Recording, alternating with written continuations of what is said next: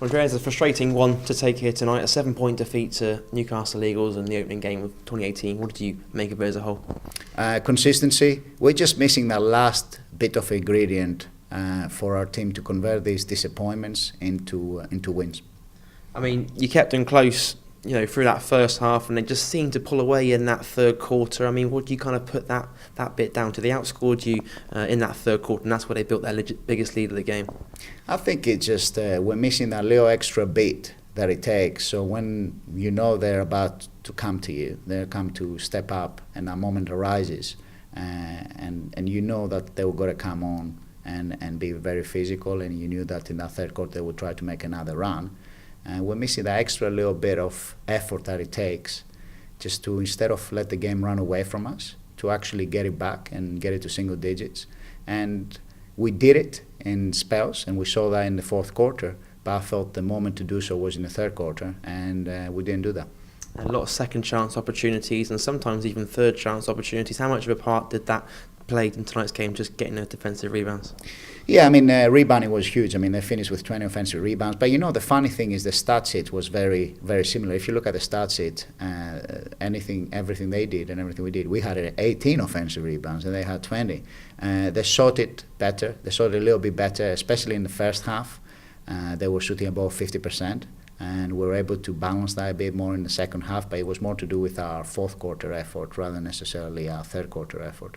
But rebounding is a huge part of the game, and when you allow an opportunity to a team like Newcastle to have 20 more possessions from those second shots, then it's got to be difficult. We've got to be able to get back on defense, keep them to one and down, and be able to, and that will allow us to go on around on the offensive end as well. It's just I think overall, it's just that feeling of disappointment because we feel we can compete with those teams and we have that last bit of ingredient that we require for us to convert these into wins.